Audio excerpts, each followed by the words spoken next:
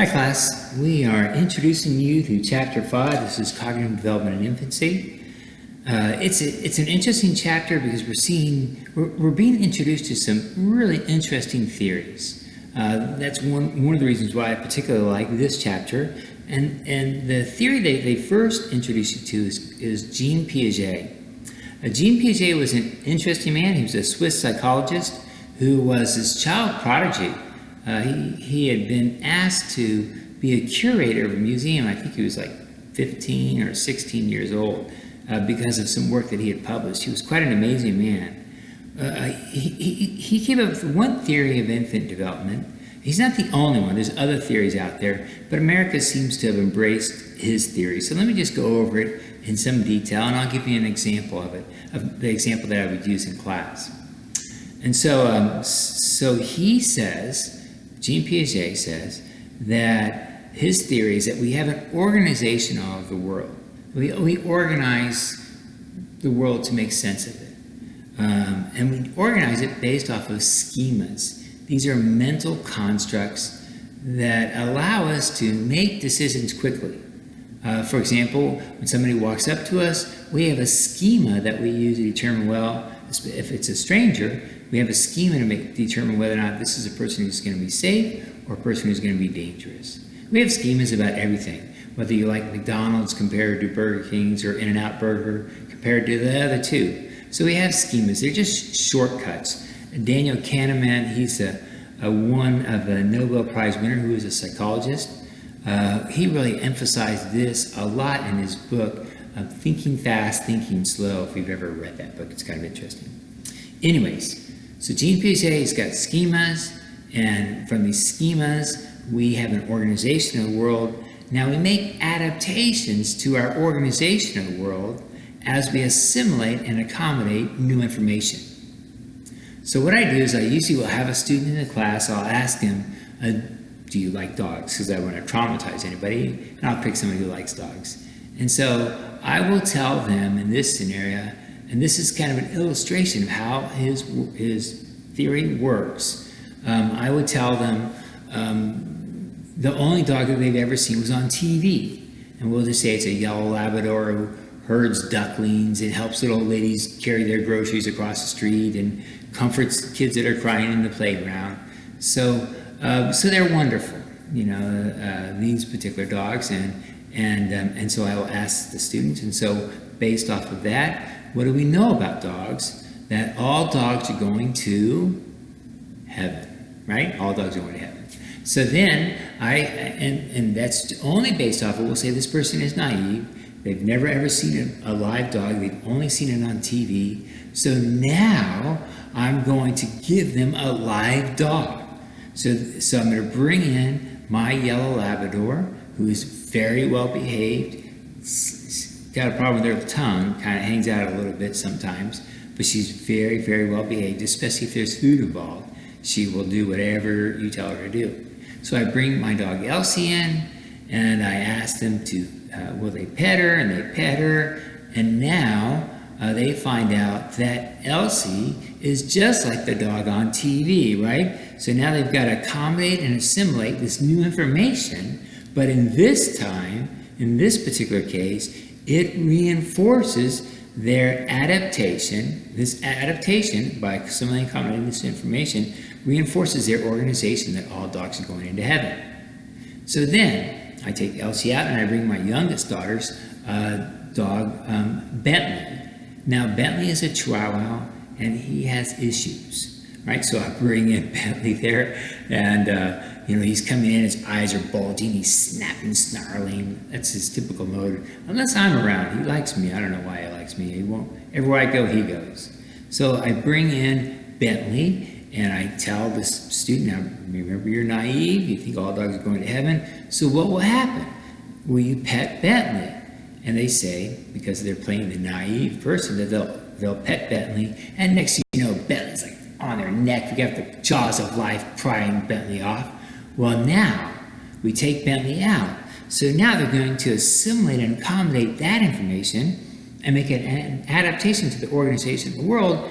And now they find out that, some dogs are going to the same place where cats go. That's just a joke, guys. How cats do. All right. So that's an introduction to Piaget, and he is throughout the chapter. Some of you have chosen him as your theorist, which is great. Interesting theory, the way he puts things together. Some hallmarks with Jean Piaget, there's always limitations. And what happens is they've got to go through this stage, they've got to get past these limitations, then they go to the next stage. And so some examples of some limitations that he's got, he's got 6 substages, simple reflexes, first habits, primary circular reactions, secondary circular reactions. I'm not going to go through it just because we don't have time. Coordination of tertiary circular reactions, novelty and curiosity. And he says that there's this internalization of schemas. This usually occurs between 18 to 24 months. Now, there's some limitations. One of them is object permanence. And what that means is that when you play peekaboo with your child, and they're under this age, when you cover their eyes and they can't see you, they think you have disappeared. And so when you move your hands, like, wow. It's like, does the light in the refrigerator turn off when it's closed? So it's an amazing thing for them. And so that's one of the limitations that they have to get through to go to the next stage. I'm jumping around a little bit, guys, because I want to make sure I hit some of the highlights that I want to emphasize. There's 2 terms that are kind of interesting, habituation and dishabituation. Habituation is after they've seen a stimuli over and over again, they get bored. And dishabituation is when there's a renewed interest in stimuli. So if I'm showing you like a can of, or a bottle of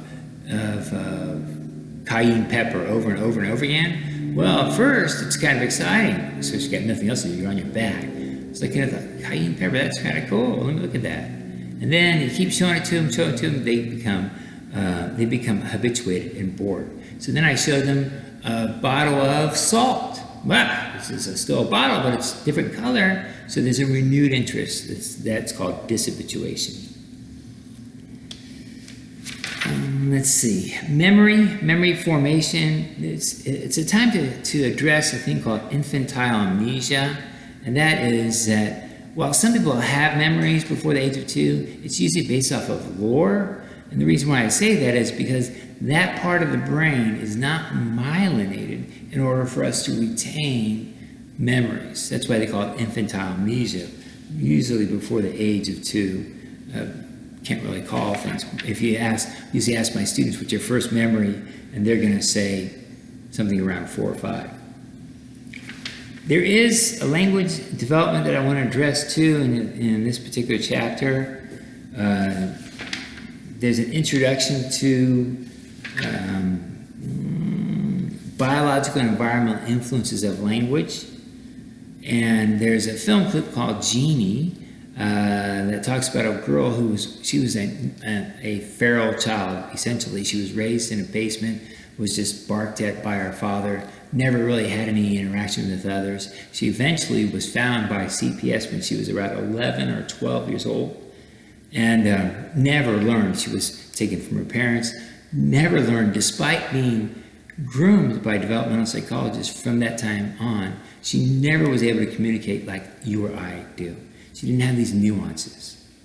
And so when we look at language, is it nature or is it nurture? If it's nature, well, then she should have learned language. If it's nurture, how come she didn't learn it with all these developmental psychologists, working with her? But what we do know is that we have the nature components. We have parts of our brain we talked about. We have the larynx that allows us to speak. We have the epiglottis, the tongue, and so on. So we have those biological components. But there's also what they call language acquisition device. Noam Chomsky is the guy who came up with that.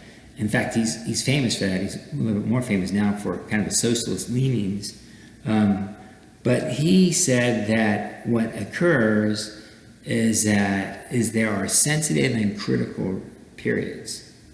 Remember Conrad Lawrence back in chapter 1? So he said that animals have this critical periods for exposure.